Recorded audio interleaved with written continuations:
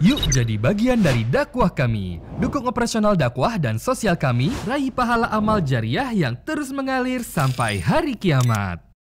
Baik, kita akan lanjutkan di sesi 2 kita ini.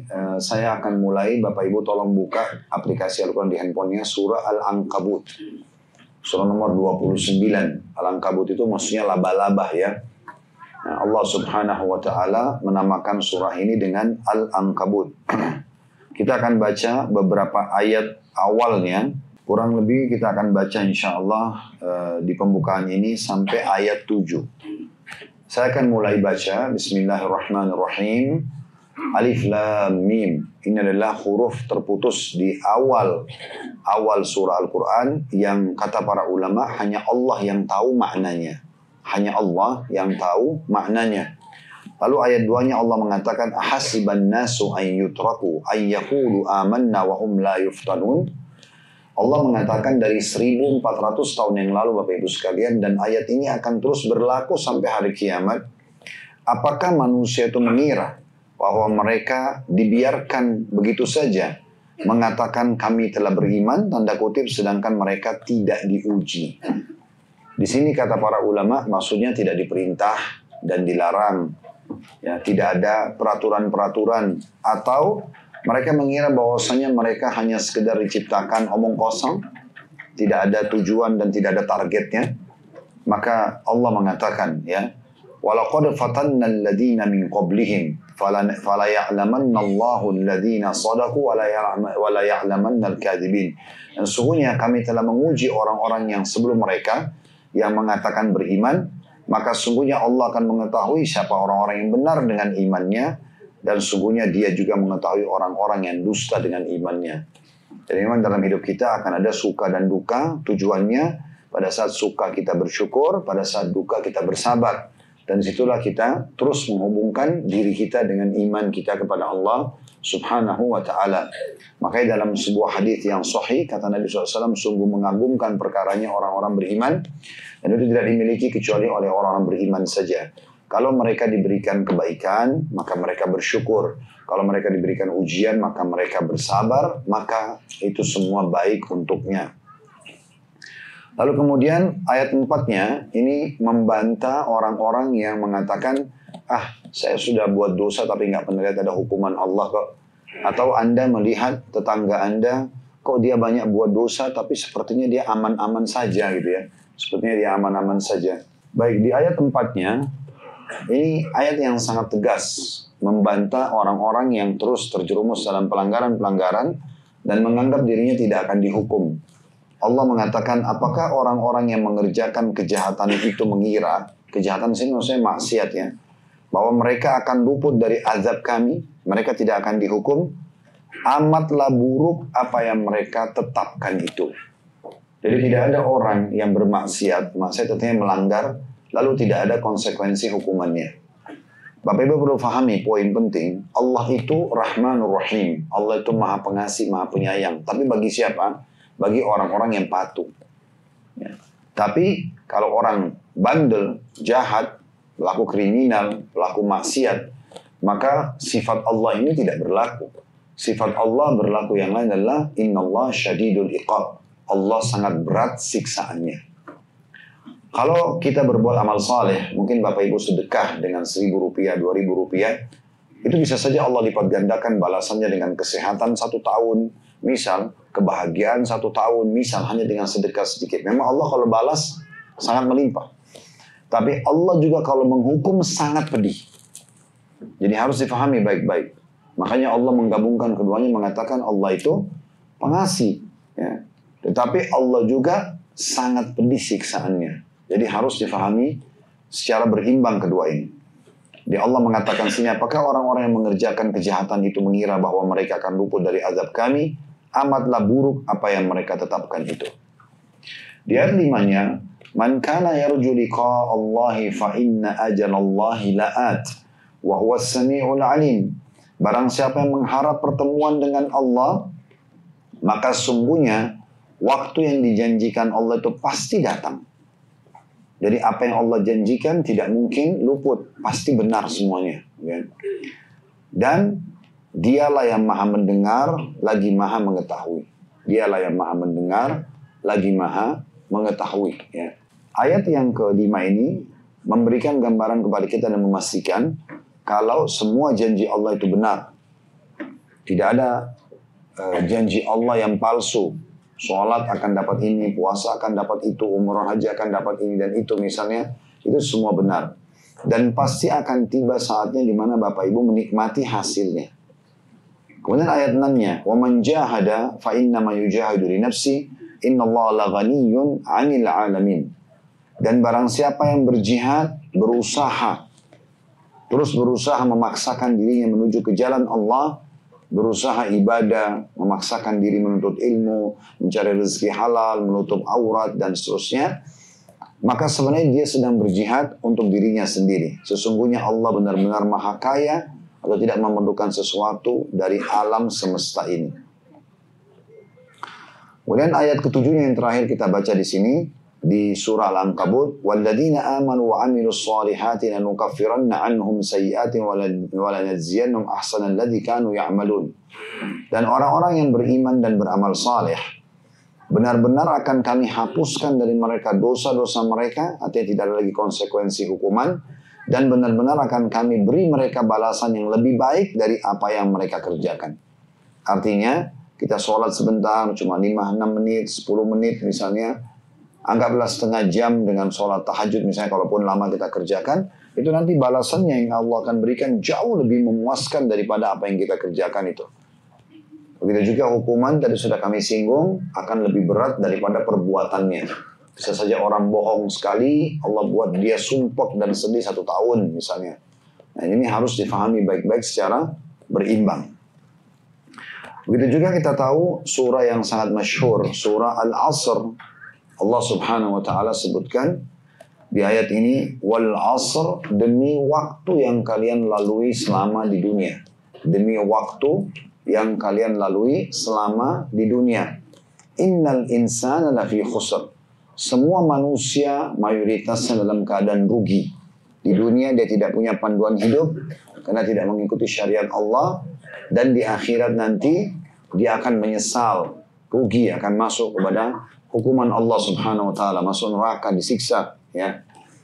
Kemudian illal ladzina amanu wa 'amilus shalihat, kecuali orang yang selama hidup dunia sibuk dengan keimanan dan amal saleh. Watawasaw bil haqqi watawasaw bis sabr. Maka saling mewasiatkanlah kebenaran ini dan saling mewasiatkanlah agar bersabar di atasnya. Juga kita tahu surah Al-Zalzalah dalam Al-Quran, surah nomor 99 ayat 7 sampai ayat 8. Wa may ya'mal mithqala dzarratin khairan yara. Siapa yang berbuat seperti biji sawi dari kebaikan di dunia ini, pasti akan diperlihatkan dan akan diberikan balasannya. Wa may ya'mal mithqala dzarratin syarran yara. Siapa yang berbuat seperti biji sawi dari keburukan akan diperlihatkan dan juga akan dihukum padanya atau dihukumkan untuknya. Jadi ayat-ayat ini, Bapak Ibu sekalian, yang baru kita baca tadi, itu memberikan gambaran kepada kita memang harus ada arah dan tujuan kita. Kita mau menjadi mana? Saya waktu di Madinah menjelaskan, di muka bumi cuma ada 2 jalan, tidak ada jalan yang ketiga. Satu jalan yang benar, itu jalannya Allah subhanahu wa ta'ala, di mana ujung-ujungnya masuk kepada surga. Dan di dunia pun mendapatkan kebahagiaan. Juru bicaranya Allah, para nabi-nabi dan rasul. Penyambung lisan dan lidah para nabi dan rasul, dan para ulama dan da'i. Kita kalau berteman sama mereka, hadir dalam majelis-majelis mereka, insya Allah di sini misalnya termasuk Anda hadir di majelis kami sebagai seorang da'i misalnya, ya. Dan tentu kalau Anda bisa hadir di majelis para ulama-ulama kita juga yang lebih berilmu, maka itu pasti akan dipandu ke jalannya para nabi-nabi yang membawa kepada jalannya Allah dan ujungnya surga. Ini jalan yang benar. Jalan yang kedua, dan tidak ada jalan yang ketiga, jalan yang salah. Jalannya iblis. Dia mengajak ke neraka. Itu sudah Allah sebutkan dalam banyak ayat Al-Quran. Semua yang membisikkan ke jalan yang salah, pelanggaran agama, dari iblis. Juru bicaranya, dukun, peramal, penyamun, penyihir, dan ahli maksiat. Kita kalau berteman sama mereka, kita akan dipandu ke jalan iblis, ujung-ujungnya neraka. Itu sudah tidak ada pilihan lain. Makanya kita harus tentukan, Bapak Ibu mau ikuti jalan Allah atau jalan syaitan. Dan sudah saya singgung, Anda harus, kalau memilih salah satu dari jalan ini, maksimal aja. karena keduanya punya kenikmatan yang tidak bisa disatukan. Kalau masih ingat saya kasih contoh kemarin kan. Kalau ibu misalnya pakai jilbab dan ibu menikmati itu sebagai sebuah perintah agama, yakin adalah perintah agama, rasanya berat kalau buka jilbab di depan yang bukan mahram. Begitu kan? Contoh ibu dulu di ruang tamu rumah, tiba-tiba ada laki-laki yang bukan mahram nyelonong, lalu kelihatanlah rambutnya. Apa yang terjadi? Ibu pasti akan merasa menyesal. Benar nggak? Nah, ini masih hidup nggak ini? Masih. Soalnya ruangan ber-AC, duduknya empuk, kenyang lagi. Ya, gitu. Jadi pasti kita akan merasa menyesal. Kenapa? Karena ibu sudah menikmati jilbab itu kan gitu.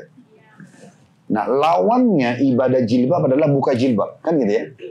Nah, pasti ibu juga kalau satu waktu jalan melihat ada muslimah tidak pakai jilbab, kita pasti merasa sayang ya. Kenapa dia tidak berjilbab? Kadang-kadang ada juga di antara kita yang menasehatinya karena dia mau dapat pahala dalam berdakwah, begitu ya. Nah, kenikmatan ini muncul kenapa? Karena Bapak Ibu memang memaksimalkannya, gitu ya. Baik.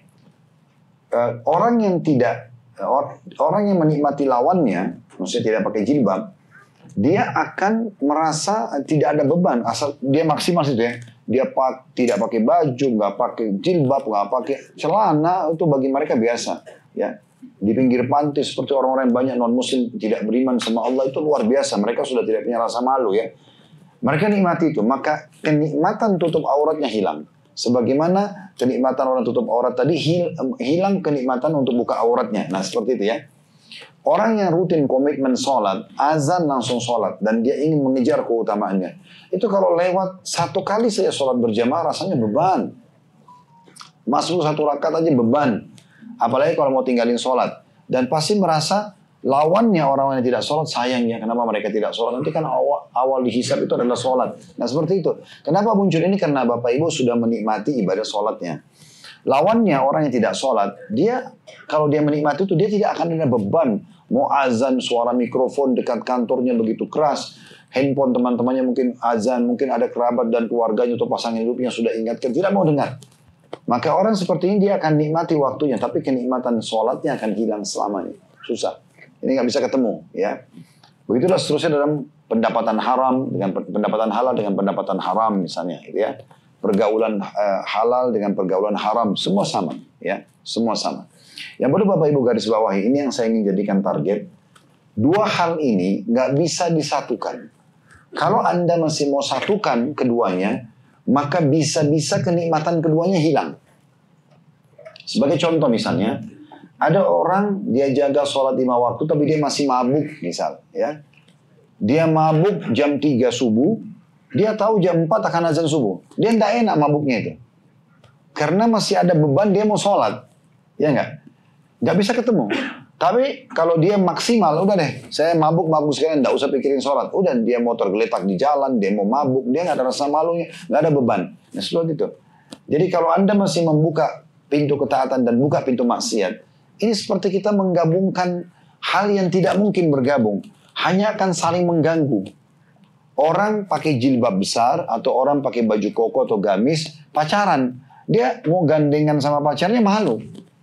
Jadi ada beban karena dia ada rasa ini salah nih ya. Tapi dia nggak bisa ketemu. Atau orang yang sekalian aja dia buat maksiat dia tidak peduli. Di pinggir jalan orang semua tahu itu bukan mahramnya dia, bukan istri-istrinya, bukan suami tapi tetap dia lakukan itu bisa terjadi. Tapi karena dia sudah nikmatin, makanya kedua hal ini tidak bisa ketemu Bapak Ibu sekalian. Saya selalu bahasakan ke jamaah, kalau Anda niat mau jadi orang baik, jadi orang soleh laki-laki dan soleh perempuan, maksimalkan, jangan setengah-setengah. Sekaligus hijrah, gitu lah. Di situ Anda akan rasakan nanti kenikmatan iman. Saya ingatkan kembali yang saya kasih contoh kemarin di Madinah ya. Maksiat itu, Bapak Ibu sekalian, dosa ini, ibaratnya kalau kita buka pintu buat diri kita, seperti dinding rumah kita jebol. Masih ingat contohnya? Jebol. Anda punya cara 2 untuk menyelamatkan diri dari udara dingin dan serangga yang masuk. Yang pertama kurang efektif, yang satu sangat efektif. Kurang efektif kalau apa? Kalau Anda cuma pakai selimut saja. Anggaplah tidak kena cuaca dingin, serangga mungkin tidak semua maksimal bisa menggigit, tapi kalau Anda sudah tidur lelap, selimutnya tersingkap, Anda akan dingin dan Anda bisa digigit sama serangga. Lalu gimana cara yang terbaiknya? Ini ibaratnya orang kalau mau hijrah tapi setengah-setengah. hijrah tapi masih gosip, hijrah tapi masih transaksi riba, hijrah tapi masih buka pintu zina. Misal, dia masih seperti itu, masih terbuka. Dia cuma mengamankan dirinya dengan beberapa keadaan, tapi setiap saat setan bisa menggoda dia. Lalu gimana caranya supaya kita aman? Memang harus ditutup tembok yang jebol itu. Tutup. Beli batu bata, semen, tutup. Selesai. Kita biar tidur tidak pakai selimut, aman dari semua angin dan ya serangga. Maksudnya gimana? Anda harus memang berubah meninggalkan komunitas Anda yang buruk. Anda harus meninggalkan media yang biasa Anda tonton yang buruk. Memang Anda tinggalkan semua. Dan Anda hijrah ke komunitas ya dan media yang memang menjaga iman Anda. Itu baru bisa. Nah itu baru bisa. Ini semua kita lakukan Bapak Ibu sekalian karena mumpung kita masih hidup sebelum datang penyesalan. Sebentar lagi Bapak Ibu akan saya minta buka beberapa ayat Al-Quran. Anda bisa mentadabburi, renungi. Ayat-ayat ini bukan turun hari ini buat kita.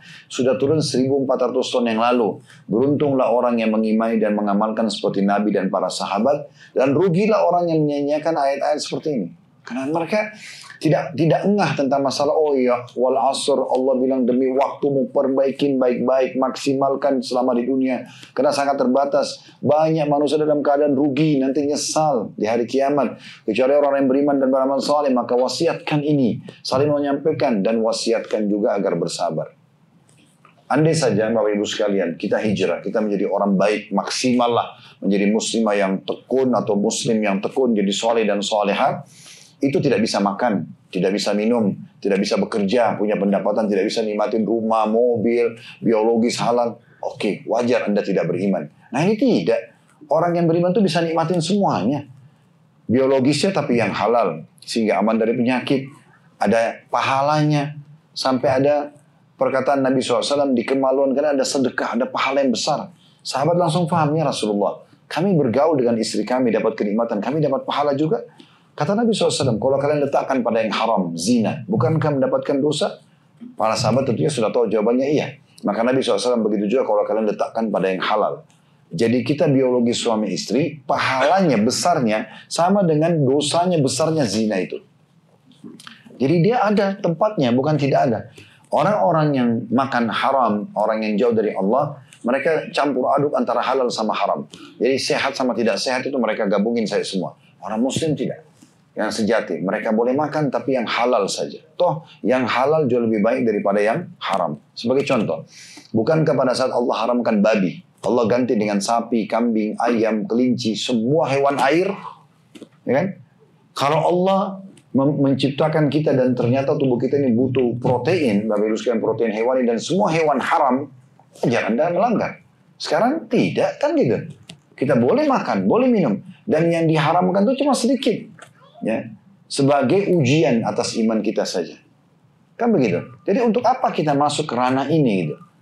Semoga Allah SWT selamatkan. Mudah-mudahan pesannya bisa ditangkap ya.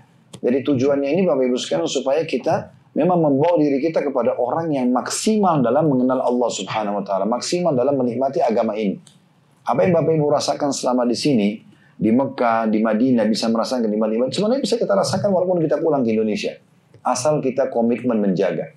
Di sini Bapak Ibu mau azan langsung sholat. Usahakan bisa juga jaga. Padahal salah satu jemaah kami berkata, Ustaz, kenapa ya? Kita kalau di Mekah Madinah rasanya sudah dekat sekali sama Allah. Dekat rasanya sama surga. Semangat. Kenapa kita kalau pulang malah berubah ya? Ya karena Bapak Ibu tidak komitmen menjaganya. Coba kalau kita komitmen menjaga, kita istiqomah pulang pun kita kerjakan yang sama. Sampai ajal datang, maka kita akan aman. Kita akan merasa selalu tentram dengan keimanan kita dimanapun kita berada. Nah ini poin penting yang harus kita tekankan baik-baik. Baik Bapak Ibu sekalian, bisa Anda buka juga tentang masalah bagaimana menyesalnya orang-orang kalau tidak memaksimalkan dirinya dalam beribadah. Di antaranya adalah surah Al-Fajr, ya, surah nomor 89 ayat 24. Satu ayat kecil, pendek ini, tapi maknanya dalam sekali. Sekali lagi tolong dibuka aplikasi Al-Quran di handphonenya, surah Al-Fajr ayat 24. Yaqulu ya laitani qaddamtu li hayati.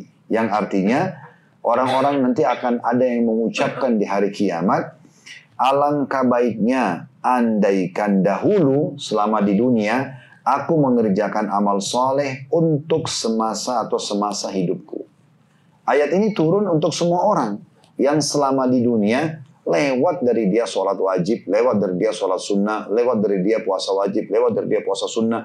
Atau orang yang sudah kerjakan wajib tapi luput dari dia ibadah-ibadah sunnah. Ya. Semua ini Bapak Ibu sekalian akan datang penyesalan. Saya jelaskan untuk di Madinah, saya ingatkan kembali, orang yang menyesal di hari kiamat ada 3 orang.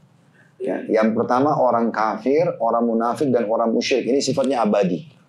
Karena mereka masuk neraka tidak bisa keluar lagi. Nanti akan kita jelaskan di tafsir surah Al-Mu'minun. Nanti kita akan bahas itu ya di sesi setelah ini. Jadi Bapak Ibu sekalian, itu akan menyesal selamanya. Mudah-mudahan Allah selamatkan. Dan kalau Bapak Ibu punya kerabat yang masih dalam kondisi kafir, jangan tunda untuk menawarkan Islam kepada mereka. Tugas kita dakwah ini hanya menyampaikan. Bukan kita yang menyebabkan orang dapat hidayah, ya. Tugas kita menyampaikan. Kita tidak pernah tahu dari tutur kata kita yang mana yang membuat orang dapat hidayah.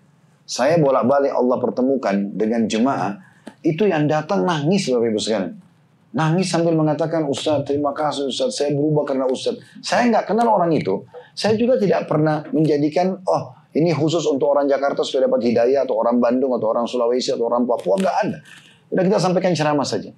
Saya pernah tablik akbar di Trans di Bandung waktu itu, keluar, habis selesai bubar semua jemaah, saya turun, karena panitia masjid mengatakan, Ustaz tunggu dulu, karena terlalu ramai orang yang datang, Masya Allah penuh, jadi nanti selesai bubar, baru Ustaz keluar. Saya keluar memang sudah tidak ada jemaah, tapi ada satu anak muda, nunggu saya di tangga masjid, bagian bawah, saya ke kanan, dia ikutin, ke kiri ikutin, laki-laki tentunya, ya supaya jangan jadi fitnah, ya. Maka saya bilang, iya ada apa akhi? Dia bilang, Ustaz boleh saya peluk gak? Baik silakan. Suatu begitu saya peluk, dia nangis. Mungkin umurnya masih 21 tahun anak itu. Dia peluk saya nangis. Setelah saya tenangkan, tenang mas. Bagaimana? Apa yang mau disampaikan? Dia bilang, Ustaz saya ini berubah karena ceramah Ustaz. Dia bilang gitu. Dan saya ini sampai dikira orang gila oleh keluarga saya. Karena saya berubah total. Tadinya hidupnya terlalu bebas, tidak sholat, segala macam. Hidupannya sama dengan keluarga saya secara umum. Sekarang saya berubah total. Azan saya ke masjid, pakaian saya seperti Ustaz lihat sekarang saya berubah. Dan sambil dia nangis, Bapak Ibu sekalian, dia mengatakan, dan saya baru menikah Ustaz. Dia bilang gitu. Sambil dia senyum, tapi dia tadi baru habis nangis. Karena saya dengar ceramah Ustaz kan saya kadang-kadang bercanda di Blok M kalau ceramah. Saya bilang, ini yang bujang-bujang kapan mau nikah nih? Masa tunggu Dajjal keluar gitu ya. Jadi hanya dia bilang, saya ingat itu Ustaz, lalu saya menikah. Subhanallah, saya jadikan ini hampir setiap momentum ceramah, kalau ada kesempatan saya ingatkan kembali. Karena ternyata kita tidak pernah tahu Bapak Ibu sekalian, perkataan kita yang mana yang membuat orang dapat hidayah. Jadi tugas kita hanya menyampaikan. Jadi kalau masih ada kerabat-kerabatnya non-muslim, tawarkan saja. Yang paling aman kalau Anda bertanya kepada mereka, bagaimana pendapatnya tentang Islam, ajak dia diskusi di agama kita Islam. Karena Bapak Ibu lebih mudah menjawabnya. Selebihnya hidayah di tangan Allah Subhanahu Wa Taala. Karena kalau tidak akan penyesalan abadi. Penyesalan yang kedua, yaitu penyesalan orang-orang yang dosanya lebih berat daripada amal solehnya. Ya. Dia masih tadi mencampur antara amal soleh, sholat, iya, puasa, iya, tapi ya masih zina, ya masih bohong, ya masih ini dan itu misalnya, dan tidak sempat taubat. Nah ini pada hari kiamat dia ditimbang. Kalau dosanya lebih berat walaupun sedikit, misal contoh dosanya 1000, amal solehnya 950. Kurang 50 aja dari amal soleh atau 51 supaya terus ke surga, nggak bisa. Orang ini nyesal karena dia akan masuk ke neraka. Dan neraka ini Bapak Ibu sekalian perlu Anda punya gambaran dalam sebuah hadis yang sahih disebutkan akan didatangkan kata Nabi Muhammad SAW seseorang yang paling besar nikmatnya di dunia. Lahir, anggaplah dia lahir di istana raja sebagai putra mahkota. Kemudian dia hidup jadi raja, meninggal pun di istana. Misalnya semua dunia ini sudah terpenuhi makanan, kendaraan, harta segala macam limpah. Tapi dalam kondisi kafir. Didatangkan hari kiamat Bapak Ibu sekalian, lalu dimasukkan ke dalam neraka satu celupan. Lalu dikeluarkan lagi. Kemudian ditanya kata Nabi SAW, apakah pernah kau rasakan nikmat selama ini?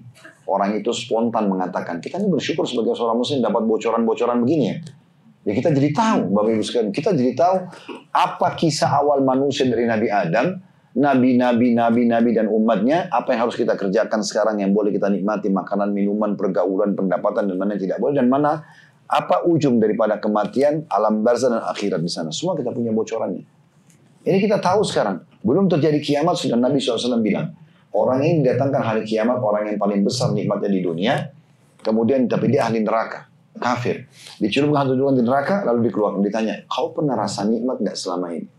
Maka semua nikmat dunianya, makanannya, istananya, dayang-dayangnya, pakaian mewahnya, apalah nama harumnya, nama baiknya, semua itu hilang. Dia mengatakan demi Allah tidak pernah. Hilang semua dengan satu celupan. Maka kata para ulama, bagaimana dengan orang yang jadi penghuni neraka plus khalidina fiha, kekal lagi dalamnya. Ini masalah berat ini. Ya. Kalau orang menganggap ini neraka, Bapak Ibu sekarang sering kami kasih jawaban atau contoh di pengajian. Kita nggak usah bicara api neraka yang berkobar-kobar, yang begitu menyambar orang hangus, terus dikembalikan lagi utuh tubuhnya. Kita kalau pakai korek gas kecil, membakar jempol kita saja, hitungan detik itu sudah panasnya dan sakitnya luar biasa. 1 menit bisa mateng, luka bakar gitu ya.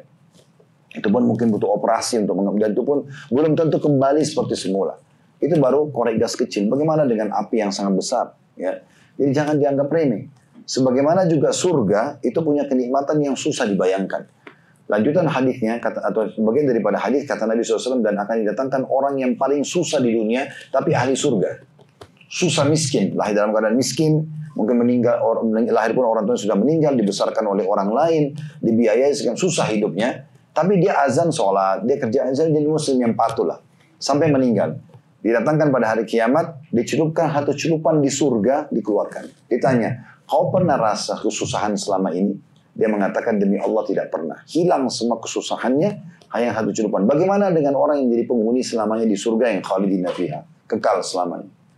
Kepemilikan di surga Bapak Ibu sekalian itu adalah abadi. Di dunia ini kepemilikan kita sementara. Anda sekarang punya baju ini, baju sementara. Meninggal sudah bukan punya kita.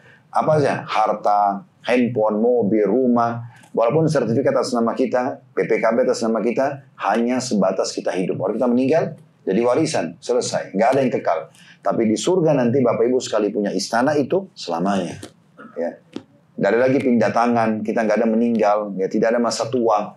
Kata Nabi SAW, orang kalau masuk dalam surga, ya tidak akan pernah habis masa mudanya, tidak akan pernah merasakan sakit, bahkan dalam hadis rincikan tidak akan beringus, ya, dan tidak akan meludah, serta tidak akan buang air besar dan buang air kecil. Kotoran atau sisa ampas makanan dan minuman yang tidak dibutuhkan oleh tubuh akan keluar dalam bentuk keringat, itu pun lebih wangi dari bau kasturi. Di ahli surga itu sudah beda sekali keadaannya. Jadi golongan kedua yang menyesal adalah golongan orang-orang yang timbangan amalnya, dosanya lebih berat daripada amal baiknya. Walaupun nanti kalau sudah bersih dosanya, maka dia masuk surga. Tapi ini susah juga. Dia harus melalui beberapa waktu di neraka yang kita tidak tahu berapa lama itu. Ya. Yang ketiga, ini yang ingin titik beratkan, penyesalan bagi orang yang masuk ke dalam surga. Dia masuk, waktu timbangan amal lolos. Tetapi dia begitu masuk surga, dia tahu kalau dia dulu puasa Senin Kamis, dia dulu kalau zikir pagi petang, dia dulu kalau baca dan hafal Quran, dia kalau dulu rutin bakti orang tuanya, dia kalau dulu rutin bantu tetangganya dan segala, dia sampai ke derajat yang di sana.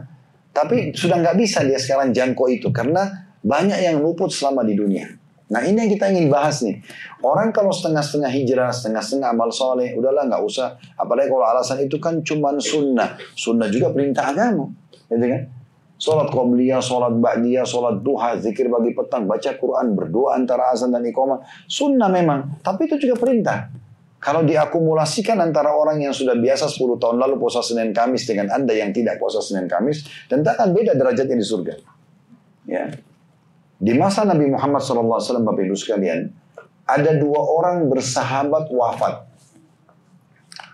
Yang satu meninggal mati syahid, yang satu lagi meninggal sepekan kemudian mati biasa, bukan mati syahid.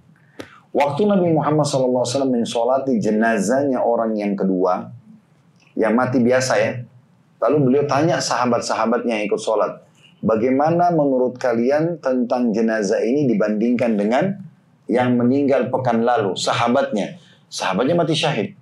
Maka yang sahabat-sahabat yang sholat itu mengatakan, semoga saja orang ini yang baru meninggal bisa menyusul derajat saudaranya meninggal mati syahid pekan lalu. Karena di benak mereka orang yang mati syahid lebih tinggi derajatnya. Maka kata Nabi SAW, demi zat yang jiwaku dalam genggaman manusia, demi Allah, ini yang baru kita sholatin, lebih tinggi derajatnya di sisi Allah dibandingkan yang meninggal pekan lalu, itu antara langit sama bumi.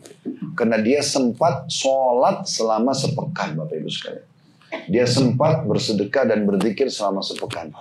Jadi jangan anggap remeh. Satu hari saja kita memiliki umur dilebihkan oleh Allah Subhanahu wa taala daripada teman kita, maka itu sudah cukup membedakan derajat kita di surga. Bagaimana dengan orang yang rutin beramal saleh yang kalau diakumulasi akan jauh lebih besar daripada kita. Orang yang rutin sedekah tiap hari 10.000 rupiah atau 5.000 rupiah, itu kemudian dia rutin selama setahun, tentu beda dengan kita. Walaupun kita sedekah misalnya per 6 bulan sekali 500.000, itu akan beda sekali, ya, karena dia sifatnya rutin. Jadi Allah Subhanahu wa taala berfirman kembali kepada surah Al-Fajr tadi ayat 24, yaqulu ya laitani qaddamtu li hayati. Maka nanti hari kiamat akan ada orang-orang yang mengatakan, aduhai alangkah baiknya ya bila dahulu selama di dunia aku mengerjakan amal soleh ya di dunia itu. Kemudian dalam ayat yang lain, Bapak Ibu bisa lihat surah Al-Ahzab, surah nomor 33 dalam Al-Quran, ayat 66. Surah Al-Ahzab, surah nomor 33, ayat 66, Allah berfirman, Yauma tuqallabu wujuhum fin nari yaquluna ya laitana ata'na Allah wa ata'na ar-rasula. Pada hari wajah dan muka mereka dibolak-balikkan di dalam api neraka. Lalu mereka berkata, tapi sudah masuk neraka, alangkah baiknya jika dahulu kami taat ya kepada Allah dan Rasulnya. Jadi ini penyesalan-penyesalan sudah diberikan bocorannya kepada kita Bapak Ibu sekalian. Sayang sekali kalau kita tidak ambil pelajaran ya. Kemudian Bapak Ibu juga bisa buka surah Al-Haqqah. Surah nomor 69 dalam Al-Quran, ayat 25 sampai ayat 29. Ini ayat-ayat tentang penyesalan yang datang nanti pada hari kiamat. Karena orang-orang tidak sempat berbuat amal saleh. Atau bahkan sibuk dengan kemaksiatan kepada Allah Subhanahu wa ta'ala. Dan tidak segera taubat kembali kepadanya. Surah Al-Haqqah, surah nomor 69 ayat 25 sampai 29 berbunyi, Wa amma man utiya kitabahu bishimalihi fayaqulu ya laitani lam uta kitabiyah. Adapun orang-orang yang akan diberikan kitabnya di tangan kirinya, maka dia berkata, alangkah baiknya jika kitabku ini tidak diberikan kepadaku. Nah hari kiamat nanti kita akan ada yang terima kitab dengan tangan kanannya, dan itu tidak bisa kita pilih. Kitab buku amal kita nanti akan terbang dan datang ke tangan kita masing-masing. Kalau nanti kita terima di tangan kanan berarti pasti masuk surga. Kalau tangan kiri berarti akan menjadi penghuni neraka. Makanya Allah bilang di sini, adapun orang-orang yang diberikan kitabnya di tangan kirinya, maka dia berkata, alangkah baiknya jika kitabku tidak diberikan kepadaku. Itu ayat 25, ayat 26-nya. Walam adri ma hisabiyah. Dan aku tidak tahu hisabku. Maksudnya aku tidak tahu pelanggaran-pelanggaranku yang akan dihukum. Ayat 27-nya, ya laitaha kanatil qadiyah. Duhai, andai saja kematianku di dunia itu telah menyelesaikan segala sesuatunya. Maksudnya tidak lagi dibangkitkan, tidak lagi dihisab, tidak ditanya oleh Allah. Ayat 28-nya, ma agna anni maliyah. Hartaku sama sekali tidak bermanfaat dan menolongku. Ayat 29-nya, halaka anni sultaniyah. Sungguh telah hilang semua kekuasaanku. Ya. Ini Allah sebutkan juga tentang bagaimana orang menyesal pada hari kiamat nanti. Kemudian juga ada ayat yang lain. Allah Subhanahu wa ta'ala sebutkan dalam surah Al-An'am. Anda bisa buka surah nomor 6 ayat 27. Al-An'am surah nomor 6 ayat 27 yang berbunyi, ya laitana nuraddu wa la nukadziba bi ayati rabbina wa nakuna minal mu'minin. Andai saja kami diberi kesempatan kembali ke dunia dan tidak mendustakan ayat-ayat Tuhan kami serta menjadi orang-orang yang beriman.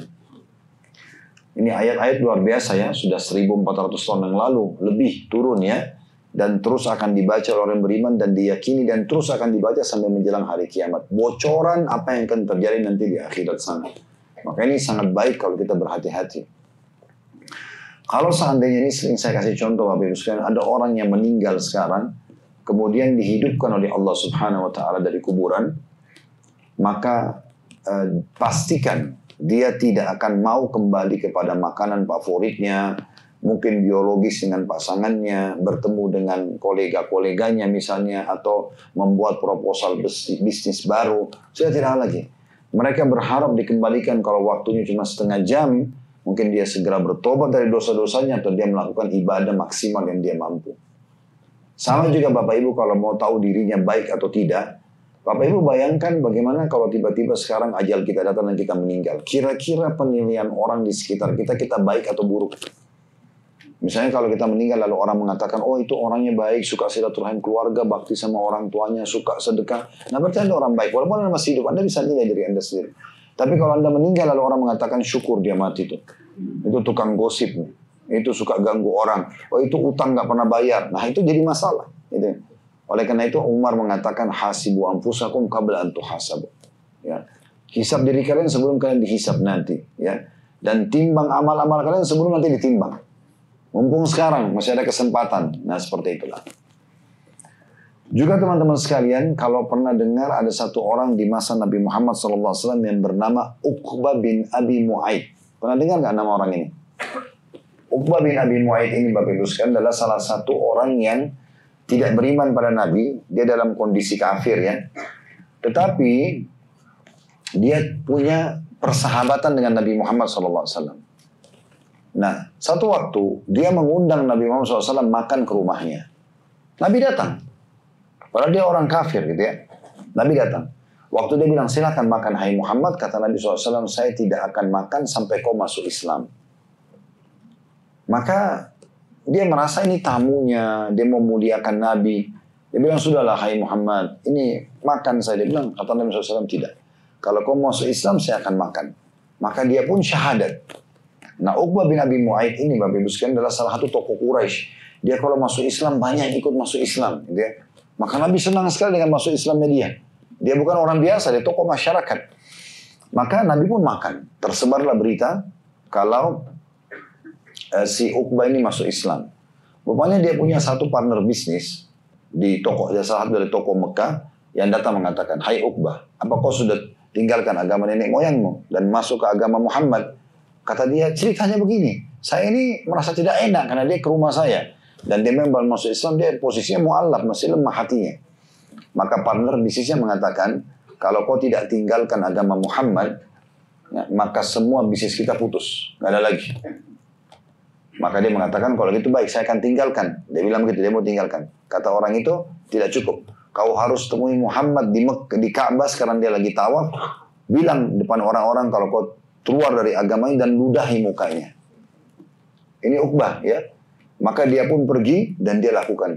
Dia teriak-teriak, dia mengatakan, hai Muhammad, kemarin saya masuk agamamu hanya karena terpaksa. Dan saya sekarang menyatakan keluar dari agamamu, lalu dia meludahi muka Nabi SAW. Tahu apa yang terjadi? Di saat itu Jibril alaihissalam turun membawa ayat ini, Bapak Ibu sekalian ya. Surah Al-Furqan ayat, ya dalam surah Al-Furqan ayat 28 dan 29. Dia mengatakan, ya wailata laitani lam attakhid fulanan khalila laqad adallani 'anil dzikri ba'da idja'ani wa kana asyaitanu lil insani khazula. Yang artinya orang itu, Uqbah bin Abi Mu'aid, karena dia murtad kembali dari Islam, maka Allah sudah turunkan ayat membuka kedoknya orang ini, nanti di hari kiamat dikasih bocorannya, dia akan menyesal atas kekafirannya itu. Dia akan mengatakan nanti di hari kiamat, coba seandainya, ya, atau terjemahnya kecelakaan besar bagiku, andai aku dahulu tidak menjadikan si dia, teman partnernya yang kafir itu, sebagai sahabatku. Sesungguhnya dia telah menyesatkanku dari Al-Quran setelah datang kepadaku. Sungguh syaitan adalah pengkhianat manusia. Nah, di sini sudah diberikan bocorannya dari Allah Subhanahu Wa Taala bagaimana nasibnya Uqbah bin Abi Mu'aid. Itu juga teman-teman sekalian, ini perlu jadi bahan renungan. Ayat ini penting sekali ya. Surah Fatir, surah nomor 35 ayat 37. Tolong dibuka surah Fatir, surah nomor 35 ayat 37. Satu ayat saja ini, tapi maknanya dalam sekali. Bunyinya begini. Awalam nu'ammirkum ma yatazakkaru fihi man tazakkara wa ja'akumun nadhir fadhuku fama lidh-dhalimina min nasir.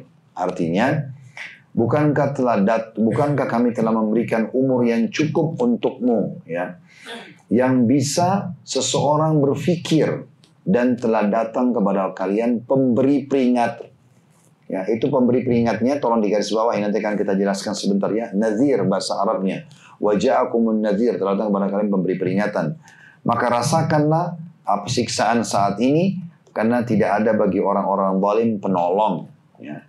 Di sini yang perlu kita garisbawahi, nanti orang-orang yang meninggal dalam kondisi memang kafir, banyak berbuat maksiat, sedikit sekali amal solehnya, Allah bilang, bukankah sudah kami berikan umur yang cukup untukmu? 1 hari 24 jam, 1 jam 60 menit, 1 menit 60 detik, dan terulang-ulang dikasih umur 40, 50, 60, 70 tahun, banyak sekali. Dan itu sudah cukup untuk orang berpikir dan merenung. Karena kita mendengarkan satu ceramah saja sudah cukup membuat kita berubah sebenarnya. Sebagaimana kita juga mendengarkan cerita orang-orang maksiat, kita bisa bermaksiat dengan satu ceritanya dia. Dan Allah mengatakan, dan telah datang kepada kalian an-nadhir, pemberi peringatan. Apa maknanya pemberi peringatan di sini? Ulama tafsir berbeda pendapat. Yang pertama, Bapak Ibu sekalian, kalau Anda baca tafsirnya, Anda kalau searching di Google tafsir tadi ya, ayat ini ya, yaitu surah Fatir ayat 37. Bapak Ibu akan baca banyak sekali dari tafsir web, apa itu ya, ada websitenya itu tafsir.web ya, kalau salah itu tulisannya intinya tafsir dia menukil banyak sekali buku-buku tafsir, mungkin ada sekitar 20-30 buku tafsir. Saya sering kadang-kadang buka untuk melihat bagaimana perkataan para ulama berhubungan dengan masalah ini. Ternyata pendapat ulama tentang masalah an-nadhir dan juga yang dijelaskan oleh Al-Qurtubi dalam kitab beliau At-Tadhkirah dan tafsir Al-Qurtubi. Pendapat pertama mengatakan pemberi peringatan adalah demam. Siapa dari kita tidak pernah demam, teman-teman? Artinya demam itu sudah peringatan dari Allah, tanda-tanda kematian. Ya, walaupun orang bukan begitu demam pertama langsung meninggal, tetapi setiap kali datang demam berarti pemberi peringatan kalau ajal sudah dekat. Ya, makanya umumnya biasa orang kalau mau meninggal itu atau orang sakit keras biasanya demam. Ya, dan teman-teman dokter lebih tahu dari kami. Sampai kalau suhu panas itu adalah tanda-tanda ini harus segera dirawat atau ditindak, gitu ya. Pendapat yang kedua, nadhir adalah meninggalnya orang-orang terdekat. Seperti meninggalnya orang tua, meninggalnya tetangga, meninggalnya saudara. Ya, ini semua juga namanya peringatan. Kalau hari ini dia meninggal, berarti kita bisa besok meninggal. Nah gitu ya. Atau kita bisa menyusul. Nah ini namanya nadhir, pemberi peringatan. Makna tafsir surah Fatir tadi ayat 37 ini. Kemudian juga ada makna yang lain adalah munculnya uban, ya. Ini pemberi peringatan. Makanya orang rata-rata 35-40 tahun ke atas sudah mulai ada uban. Nah uban ini adalah tanda-tanda kematian. Yang keempat, lahirnya generasi pengganti. Sekarang kita yang sudah punya anak-anak di sini, berarti itu sudah ada generasi pengganti kita. Mirip posisi kita dulu waktu orang tua kita masih anak-anak. Lahirnya kita tanda-tanda kematian mereka. Makanya pada saat mereka sudah mulai menua, mereka meninggal, kita yang gantikan. Nah kita juga akan digantikan oleh anak-anak kita. Ini semua maknanya an-nadhir, teman-teman sekalian. Jadi Allah menurunkan surah ini, betul-betul harus direnungi baik-baik. Jadi tidak ada nanti alasan orang kalau meninggal, ya Allah, aku belum tahu kalau akan meninggal. Nah akan dikatakan oleh para malaikat, bukankah kau sudah sering demam? Bukankah kamu sudah melihat ada kerabat tetanggamu yang meninggal dunia? Bukankah kamu sudah sampai punya keturunan yang kamu urus misalnya? Ya, bukankah begini dan begitu? Maka semua itu adalah tanda-tanda kematian. Kemudian teman-teman sekalian kita bisa lihat juga ayat yang lain. Yang ayat ini menyebutkan tentang penyesalan ya, orang-orang pada hari kiamat. Coba dibuka surah Al-Mu'minun. Ini tadi yang saya bilang juga termasuk yang kita akan tadabburi. Surah Al-Mu'minun, surah nomor 23, ayat 103 sampai ayat 111. Al-Mu'minun, surah nomor 23, ayat 103 sampai 111. Saya bacakan ya, ayat ini. وَمَنْ خَفَّتْ مَوَازِينُ فَأُولَٰئِكَ الَّذِينَ خَسِرُوا أَنفُسَهُمْ فِي جَهَنَّمَ خَالِدُونَ. Siapa yang ringan timbangan amal solehnya, maka mereka termasuk orang-orang yang merugikan diri mereka sendiri, karena mereka akan masuk kekal dalam api neraka jahanam. Itu ayat 103-nya. 104-nya, talfahu wujuhahumun nar wa hum fiha kalihun. Pada saat itu, muka mereka akan dibakar di dalam api neraka dalam kondisi mereka cacat. Kalihun itu artinya cacat. Ini ada hadis yang menjelaskan Bapak Ibu sekalian. Kata Nabi Muhammad SAW, cacatnya mereka adalah saking panasnya api neraka, sampai bibir atas mereka itu melepuh, membesar, bisa dilipat ke kepalanya. Dan bibir bawahnya melepuh sampai ke pusar perutnya. Itu saking panasnya, ya. Ini maknanya cacat, kalihun, itu ahli neraka nanti. Kemudian ayat 100, ya, 5-nya, alam takun ayati tutla alaikum fakuntum biha tukadzibun. Allah akan berkata kepada penghuni neraka, bukankah telah datang kepada kalian ayat-ayatku, Al-Quran, penyampaian dari hadis-hadis Nabi SAW, bukankah telah datang kepada kalian dan kalian terus saja mendustakannya. Ayat 106-nya, qalu rabbana ghalabat alaina shikwatuna wa kunna qauman dhalin. Maka mereka berkata, wahai Tuhan kami telah dikuasai oleh kejahatan kami dan kami termasuk orang-orang yang sesat. Di hari kiamat Bapak Ibu sekalian, tidak ada lagi orang yang bisa menyembunyikan kebobrokannya, memanipulasi data, nggak bisa. Dia mau berbohong, lidahnya akan bicara jujur. Ya, sampai dalam sebuah hadis dikatakan, nanti ada orang sudah diberikan segala macam buku amalnya, bukti-bukti kesaksian malaikat, dia tidak percaya. Lalu Allah tanya, siapa yang kau percaya? Dia bilang, saya cuma percaya diri saya sendiri. Maka Allah subhanahu wa ta'ala, Bapak Ibu sekalian, kata Nabi SAW, menutup mulutnya, menutup semua anggota tubuhnya, maksudnya menahan, ya, menutup mulutnya dan membiarkan semua anggota tubuhnya berbicara. Matanya akan menceritakan histori perbuatan salahnya, telinganya akan menceritakan apa yang dia dengar dari yang haram selama ini, tangannya menceritakan apa yang dia jama, kemaluannya yang disentuh, kakinya melangkah, semua akan bicara. Setelah itu Allah buka, ya, mulutnya, lalu dia mengatakan pada dirinya sendiri, lima syahidtum alina, kenapa kalian menjadi saksi buat diri sendiri? Maka tubuh semua bicara, antaqanallahu alladhi antaqa kulla syai'. Yang membuat kami bicara adalah Allah yang membuat segala sesuatu yang bisa berbicara. Jadi Bapak Ibu sekalian, di hari kiamat orang tidak bisa sama sekali berdusta dan mengelak sebagaimana orang di dunia. Maka di hari kiamat nanti mereka mengakui, mereka mengatakan, ya Allah, kami dikuasai oleh kejahatan kami dan kami termasuk orang-orang sesat. Itu 106. 107-nya, lalu mereka memohon kepada Allah, Rabbana akhrijna minha fa in udna fa inna zalimun. Wahai Tuhan kami, tolong keluarkan kami dari neraka ini. Kalau kami masih kembali juga berbuat kejahatan, sungguh kami termasuk orang zalim. Ya. Itu 107, mereka minta agar Allah kembalikan hidup lagi supaya beramal soleh selama di dunia. Lalu 108 Allah mengatakan, qala khsa'u fiha wa la tukallimun. Allah mengatakan, tinggallah di dalam neraka itu dalam kondisi hina dan jangan pernah berbicara denganku. Khusus ayat ini Bapak Ibu sekalian, itu sebuah riwayat Abdullah bin Amr radhiyallahu anhuma. Beliau menuturkan, ahli neraka akan memanggil-manggil malaikat. Seraya mengatakan, ya, wahai para malaikat, tolonglah kami. Tetapi malaikat tidak memenuhi panggilan mereka selama 40 tahun. Di neraka disiksa per detiknya, tidak ada toleransi, tidak ada negosiasi. Lalu mereka panggil, tolong para malaikat, bantu kami, minta sama Allah diringankan. 40 tahun malaikat tidak akan jawab dalam riwayat ini. Terus disiksa, 24 jam non-stop, tidak ada kematian, dan terus saja siksaan bertubi-tubi. Ya. Kemudian setelah 40 tahun pun malaikat menjawab, mengatakan, sesungguhnya kalian menetap selamanya. Tidak ada manfaat yang bicara sama kami. Ya, malaikat di sana tidak bisa negosiasi, tidak ada sogok-sogokan, ya, siksa-siksa, pukul-pukul, gitu ya. Lalu kata dalam riwayat ini dikatakan, lalu kemudian mereka memohon kepada Rabb mereka, Allah. Kita tahu sifat Allah, Ar-Rahman Ar-Rahim, Maha Pengasih lagi Maha Penyayang.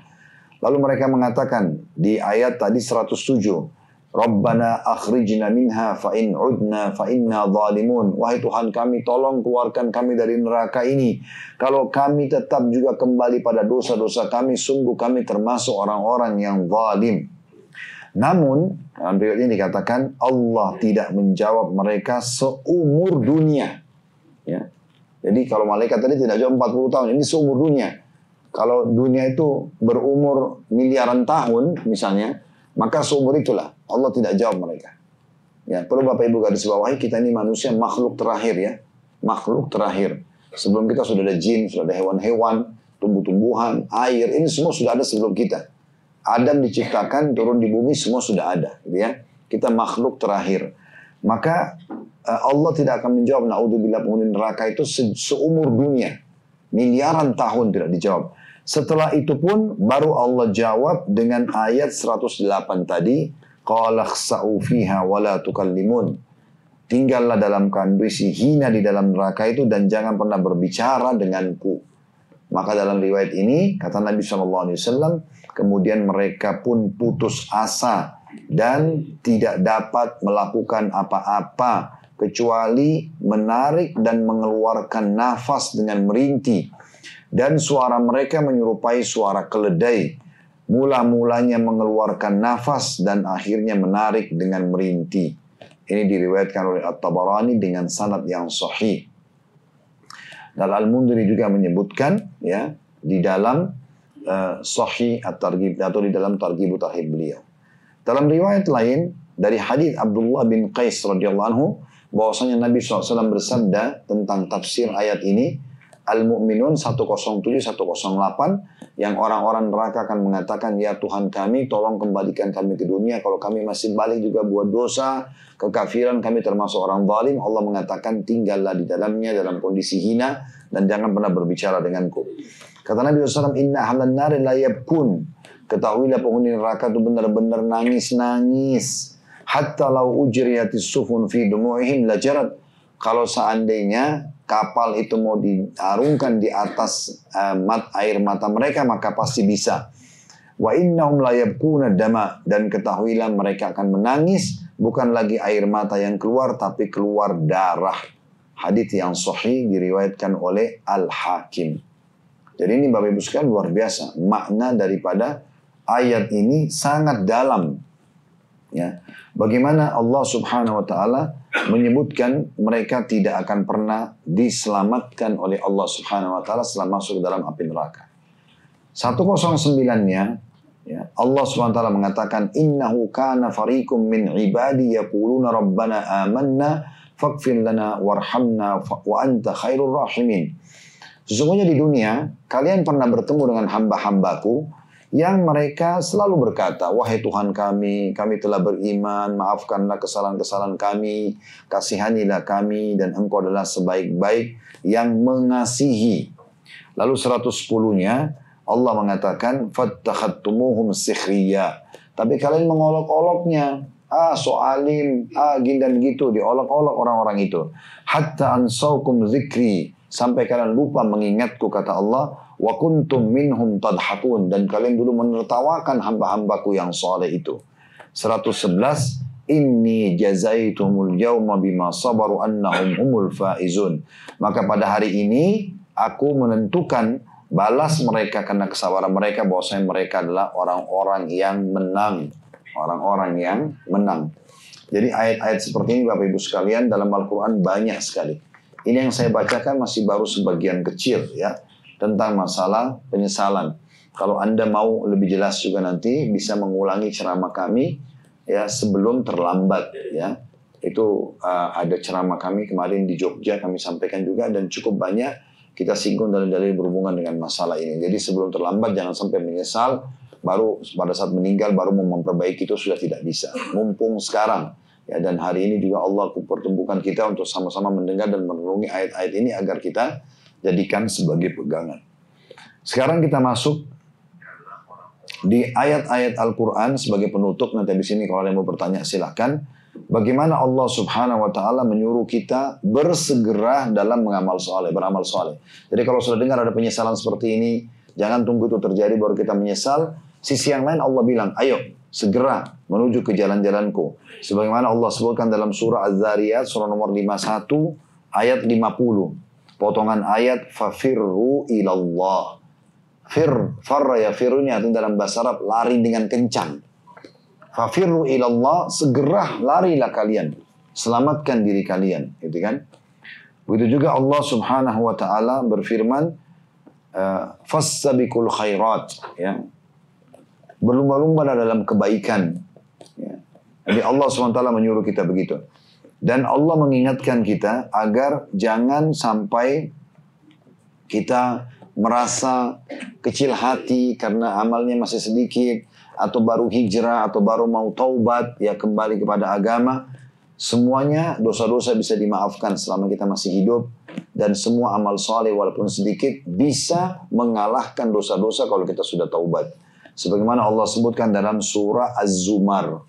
Surah nomor 39 dalam Al-Quran dari ayat 53 sampai ayat 61. Ini yang terakhir kita baca ya. Az-Zumar surah nomor 39 ayat 53 sampai 61. Allah berfirman, "Qul ya ibadiyalladzina asrafu ala anfusihim la taqnatu min rahmatillah." Katakan hai Muhammad kepada hamba-hambaku yang sudah terlalu melampaui batas. Banyak sekali dosa mereka buat, banyak sekali kelalaian terhadap ibadah-ibadah, banyak suka mengolok-olok orang yang justru dekat dengan agama Allah, dengan sunnah-sunnah Nabi SAW. Katakan pada mereka, jangan pernah kalian putus asa dari rahmat Allah. Inna Allah yaghfiru dhunuba jami'a. Allah memaafkan semua dosa-dosa. Innahu huwal ghafurur rahim. Dia zat yang maha pengampun lagi maha penyayang. Di ayat 54-nya, wa anibu ila rabbikum wa aslimu lahu min qabli an ya'tiyakumul adabu thumma la tunsarun. Dan segeralah kalian kembali kepada Tuhan kalian, tunduk kepadanya dan menyerahkan diri kepadanya sebelum datang siksa yang kalian kalau datang tidak akan bisa tertolong. Wattabi'u ahsana ma unzila ilaykum min rabbikum min qabli an ya'tiyakumul adabu baghtatan wa antum la tash'urun. Dan ikutilah yang terbaik yang telah diturunkan kepada kalian dari Tuhan kalian. Maksudnya Al-Quran dan juga Sunnah. Sebelum datang azab tiba-tiba kepada kalian dan kalian tidak menyadarinya. Itu ayat 55-nya. Ayat 56-nya. Antakula nafsun ya hasrata ala ma farrattu fi jambillahi wa in kuntu laminas sakhirin. Dan nanti ada jiwa yang akan mengatakan, tuh jangan sampai jiwa mengatakan, coba seandainya, ya, aku dulu termasuk orang-orang yang tunduk kepada Allah dan aku bukan termasuk orang-orang yang mengolok-olok. Ayat 57-nya, au taqula law anna Allah hadani lakuntu minal muttaqin. Atau jiwa itu mulai berkata, coba dulu Allah kasih saya petunjuk maka saya termasuk orang-orang yang bertakwa atau patuh. Ayat 58-nya, au taqula hina taral adab law anna li karatan fa akuna minal muhsinin. Atau nanti pada saat lihat siksaan di depan mata, siksa kubur, siksa neraka, baru berkata, coba saya masih punya peluang, saya akan menjadi orang-orang yang baik. Lalu ayat 59 Allah mengatakan, bala qad ja'atka ayati faqadzabta biha wastakbarta wa kunta minal kafirin. Sesungguhnya telah datang kepadamu ayat-ayatku, ya, dan kalian mendustakan dan kalian sombong dan kalian termasuk orang-orang yang kafir. Wa yaumal ayat 60 wa yaumal qiyamati taral ladzina kadzabu 'ala Allahi wujuhum muswaddah. Dan pada hari kiamat nanti pastikan kalian akan melihat wajahnya orang-orang yang kafir itu menjadi hitam kelam.